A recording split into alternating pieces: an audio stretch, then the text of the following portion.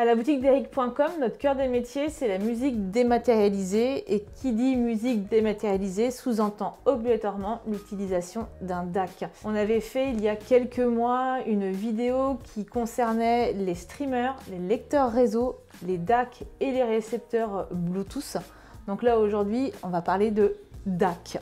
Voilà, donc on va vraiment concentrer sur cette vidéo, sur le fameux convertisseur du signal audio numérique vers le signal analogique. Parce que des DAC, tout le monde en utilise, il y en a dans nos smartphones, nos ordinateurs et autres. Donc aujourd'hui, on va vous expliquer quel est son intérêt, comment bien choisir son DAC et aussi quelles sont les différences de DAC.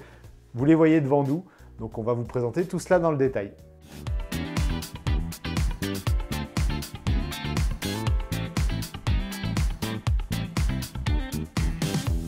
Eric, le DAC c'est quoi et quel est son rôle? Parce que j'ai souvent la question à la boutique de je démarre mon écoute de musique numérique et du coup j'ai besoin d'un DAC. Effectivement, et avant tout cela, il faut une source. Donc comment fonctionne un DAC? Le DAC, ça veut dire Digital Analog to Converter. Donc en fait, c'est un convertisseur d'un signal numérique, alors qu'il vienne d'une radio par Internet, d'une plateforme de streaming musical, Deezer, Amazon Music, Qobuz, etc., de nos fichiers audio, tout ça, ce sont du numérique, c'est donc du binaire, des fichiers ou des flux de 1 et de 0.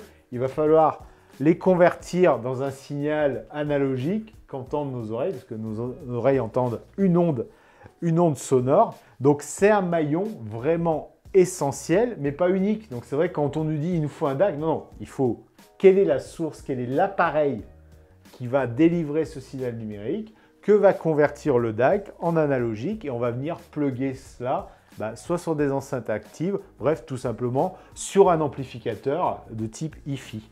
Donc des DAC, comme je le disais tout à l'heure, on en a de partout, on les utilise dans le smartphone.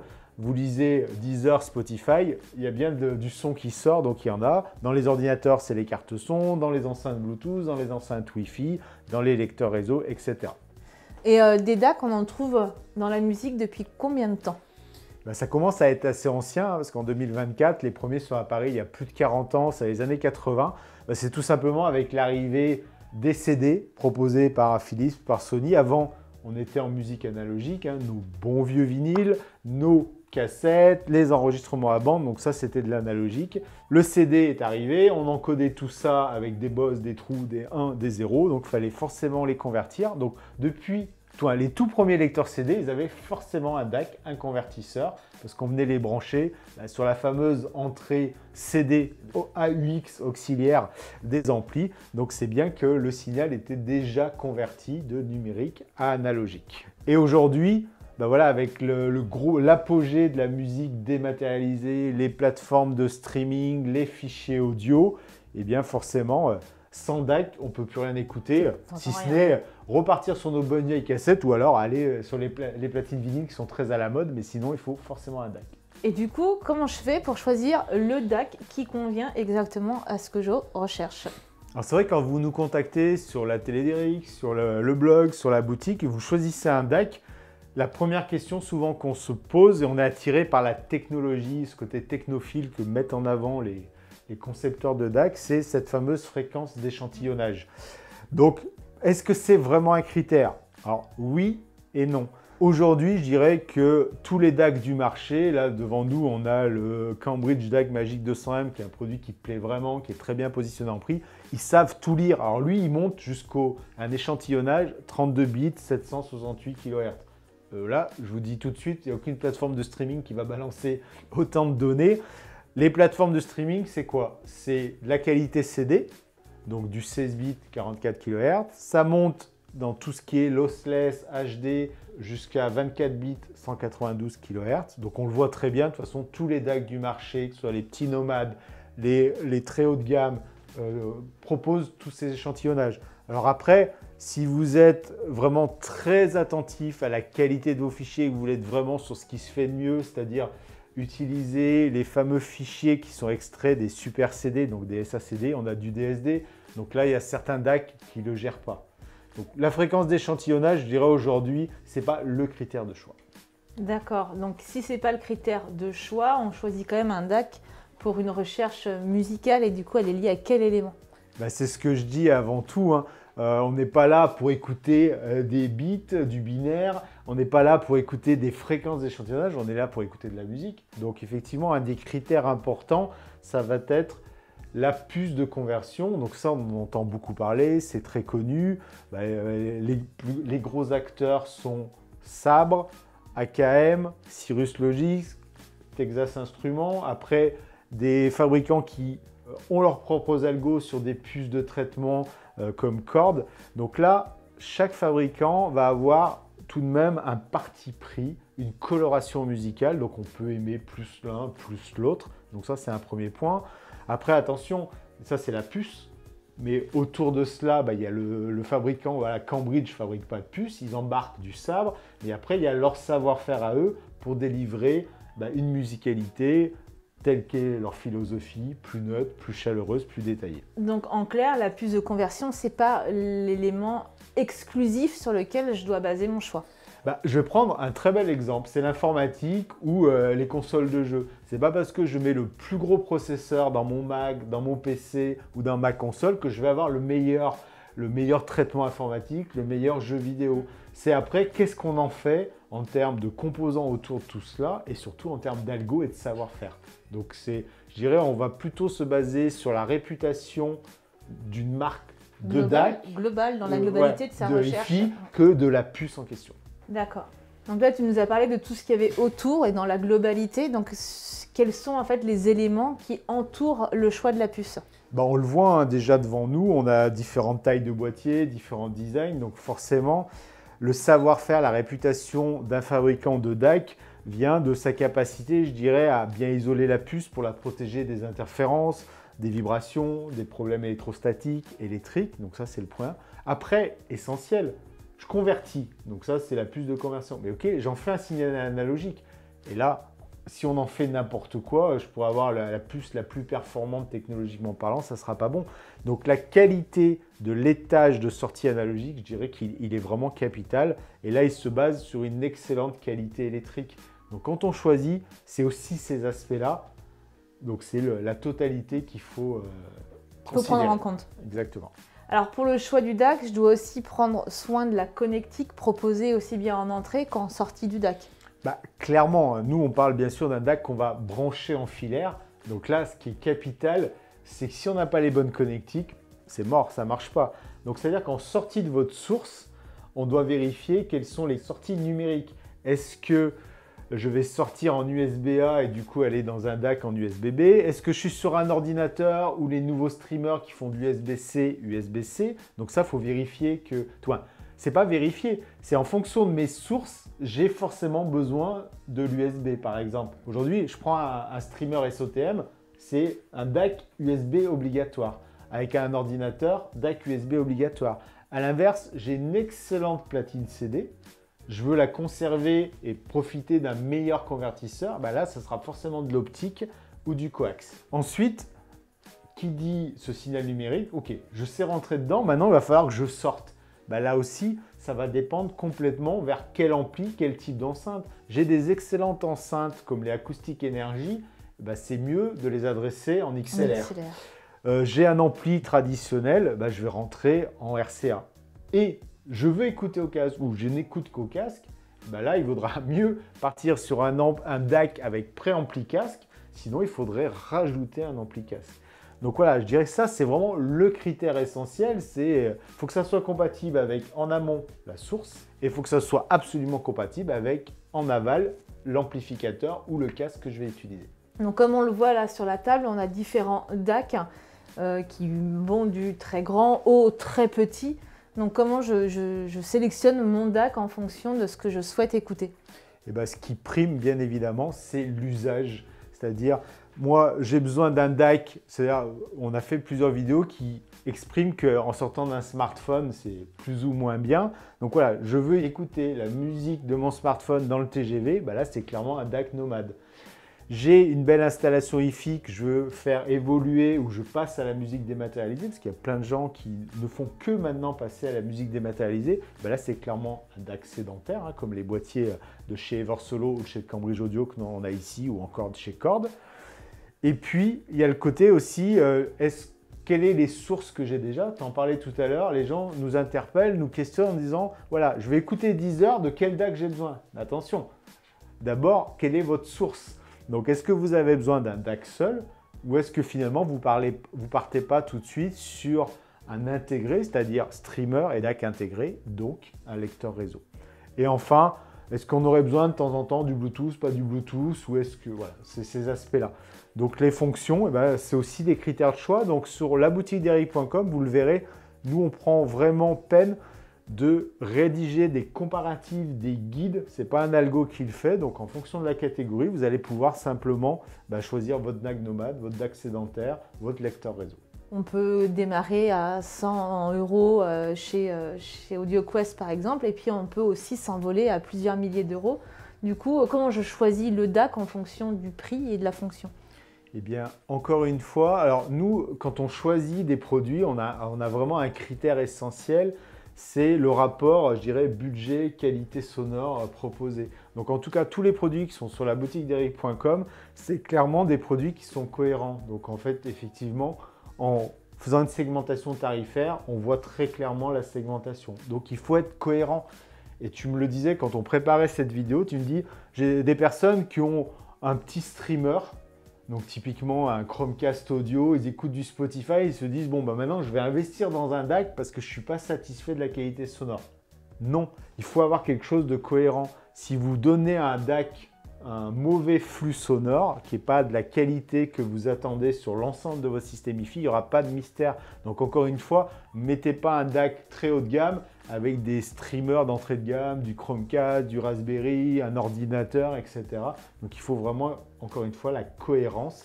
C'est ce qui va garantir un très beau résultat d'un point de vue musical. On a beaucoup évoqué donc, les DAC qui sont devant nous. Il y en a des différents types, de différentes tailles. Est-ce que tu peux nous aider à les sectoriser?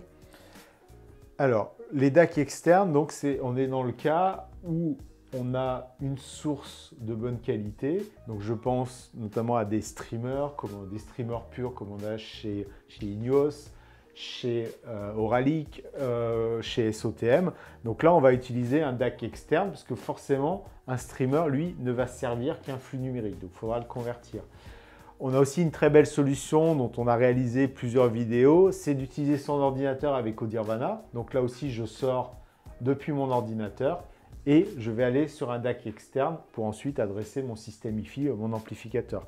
Donc le DAC externe, c'est vraiment le complément d'une source numérique pure qui ne fera pas de conversion. Donc les SOTM, les Watson Audio, les Ineos, les Auralic, donc voilà, toute cette catégorie de produits. Ou ça peut être aussi, j'ai commencé avec un lecteur réseau comme le Node qui intègre la partie streamer et la partie DAC et je veux monter en gamme. Et par exemple, une association qui marche extrêmement bien, c'est le Node avec le Cambridge Magic 200M ou les MXN de Cambridge. Donc, voilà. Donc l'intérêt aussi de ces DAC externes, c'est soit j'ai qu'un streamer pur, là j'ai pas le choix, soit j'ai commencé par un intégré de bonne qualité et je peux vraiment monter en gamme parce que quand on achète un Node, quand on achète un MXN10, ce qu'on achète, c'est la partie lecteur, c'est-à-dire application, traitement du flux audio. Et ensuite, la partie conversion, elle est de bien meilleure qualité sur des DAC externes ou encore un Eversolo, un Z6, un Z8. Là, on a parlé des DAC externes. Donc, dans l'idée, et très clairement, c'est pour attaquer un ampli. Exactement. Et si on prend les DAC, mais aussi ampli casque, comment je dois considérer ce produit? Alors je dirais plus précisément, c'est qu'on ne veut pas forcément écouter cette fois-ci sur des enceintes avec son ampli, mais faire une écoute au casque. Donc on a fait de nombreuses vidéos, on vous les incrustera, qui vont dans le détail de tous ces DAC pour casque. Et pour moi, il y a deux catégories et deux questions à se poser, deux usages. Est-ce que je veux écouter à l'extérieur, c'est-à-dire typiquement dans les transports ou avoir une solution super facile pour partir en vacances avec, ou est-ce que je fais une écoute au casque à la maison. Donc là, on a plusieurs approches. Donc il y a les DAC dits nomades. Donc voilà, ici, j'ai de chez AudioQuest le Cobalt. Donc ça ressemble à une clé USB. Je vais venir le brancher donc, sur mon ordinateur ou avec un adaptateur sur mon smartphone et je sors en mini jack 3,5 sur mon casque. On a fait une vidéo qui est déjà publiée sur les DAC de chez Estel & Kern, donc le HC3, le HC4 et le HB1. Donc là, on est sur des DAC tout récents où on a une connectique USB-C. Donc là, c'est parfait pour... je suis avec mon ordinateur dans le train ou avec mon iPhone, mon smartphone Android. Et en plus, on peut sortir soit sur du mini jack 3,5 en asynchrone ou en synchrone sur du 4.4 par exemple. Donc là, ça c'est l'usage parfait en mode nomade. On a dans la catégorie, moi, un produit que j'aime beaucoup aussi, qui est le Mojo 2 de chez Cord. Donc là, on est vraiment dans... On peut vraiment avoir une excellente écoute en mode nomade. Donc voilà, c'est ce que propose Cord avec le Mojo 2, le Hugo 2. Là, pour le coup, on a vraiment la qualité sonore qu'on aurait dans son salon avec une écoute au casque. C'est vraiment excellent de ce côté-là. Donc là, on a vraiment des sorties qui peuvent être s'adresser aux meilleurs casques, soit en symétrique, soit en asymétrique. Et donc, il y a forcément une alimentation pour les casques. On a aussi des DAC avec des DAC pour des écoutes au casque à la maison. Donc, je pense que c'est pas le même DAC. Donc là, effectivement, on va être sur des DAC avec préampli casque. Donc là, l'avantage, c'est qu'on est sur des boîtiers de plus grande taille. Donc l'alimentation électrique va être soignée. La qualité des composants, on monte forcément en gamme. On a une gestion du volume sonore avec un potentiomètre en façade. Donc là, c'est ce qu'on a dans la gamme Eversolo, notamment le Z8 qui est avec nous, ou le DAC Magic 200 de chez Cambridge Audio. Et tout à l'heure, on tournait une vidéo aussi sur le FiiO R7, qui est aussi un excellent DAC, alors tout intégré sur la partie casque. Donc là, on va pouvoir alimenter encore une fois de très nombreux casques parce qu'on a toutes les connectiques qui sont possibles. Là, forcément, du 635 sur une clé USB, c'est pas possible. On l'aura forcément en façade sur le Eversolo Z8, sur le DAC Magic, sur le R7 de chez FiiO. Et puis, pareil, une capacité d'alimentation qui va pouvoir adresser, y compris tous les casques qui ont une forte impédance et qui ont besoin d'une forte puissance électrique. Très bien. Et les DAC sans fil, c'est une question qu'on a tellement souvent à la boutique. Je souhaite un DAC sans fil. Donc ça existe sous une appellation qu'on peut aussi donner différemment. Alors c'est vrai que nous, on va être très catégorique là-dessus, mais je dirais pour vous aider, on préfère bien segmenter les usages, les produits. Pour nous, un DAC sans fil existe uniquement pour les produits qui sont Bluetooth. Donc un récepteur Bluetooth, pour nous, c'est un DAC sans fil. On lui envoie du Bluetooth en numérique, il le convertit. On a aussi d'autres petits produits, parce qu'ils sont toujours petits par la taille et par le prix. Je pense au récepteur AirPlay 2. L'AirPlay, c'est aussi du numérique. Donc là, pour nous, on les catégorise dans la catégorie DAC sans fil. Mais si on est sur les produits hi-fi, moyens et haut de gamme, que ce soit nomade ou sédentaire, ce ne sont pas des DAC sans fil. On viendra toujours en numérique se brancher sur ces produits-là. Et le DAC, on le retrouve aussi dans d'autres produits connectés, comme lesquels? Effectivement, le but de cette vidéo, c'est de vous aider à choisir un DAC. Après, quand on achète des enceintes Bluetooth, toutes ces enceintes connectées, que ce soit Bluetooth ou Wi-Fi, il y a forcément un DAC dedans, ça ne va pas être le critère de choix.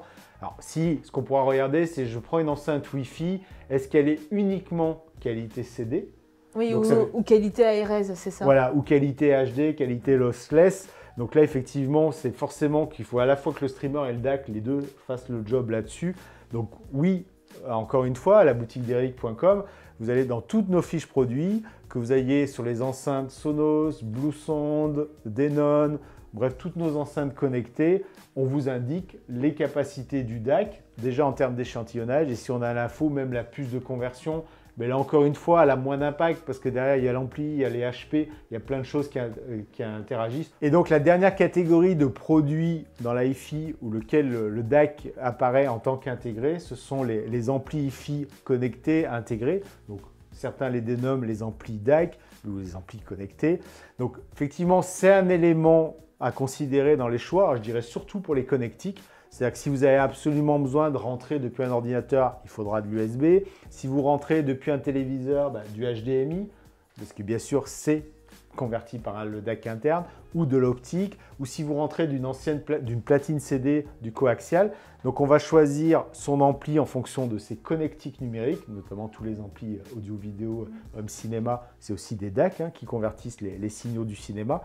Donc on fera attention à cela. Et puis, bien sûr, nous, on va indiquer sur toutes nos fiches produits les fréquences d'échantillonnage qui sont traitées, la puce, est-ce que c'est du sable, du AKM, notamment je pense à Denon qui remet à nouveau du AKM de partout dans tous ces DAC.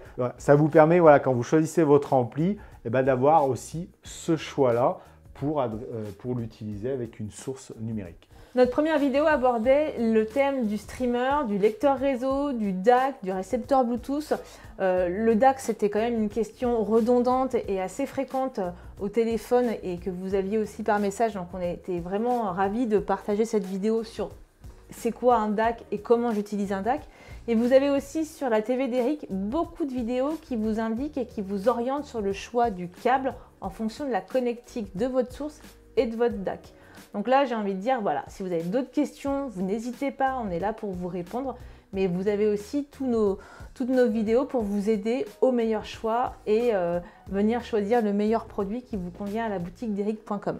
Si je devais rajouter aussi un tout dernier point, c'est qu'on ne peut pas empiler 2 DAC. On a très souvent la question, déjà en termes de connectique, ça ne marche pas, mais c'est complètement impossible. On ne peut pas aller dans un DAC pour un autre DAC, ça ne sera pas meilleur, etc. C'est complètement impossible. DAC, c'est numérique analogique. Je vous retrouve justement, si on n'a pas encore réussi à tout éclaircir, dans les commentaires de cette vidéo. Puis toute l'équipe peut vous présenter dans les moindres détails, dans le showroom, sur laboutiquederic.com et dans notre adresse à Écully, tout proche de Lyon, tous ces produits pour bien comprendre ce que c'est un DAC et puis surtout les écouter. À très bientôt. À bientôt.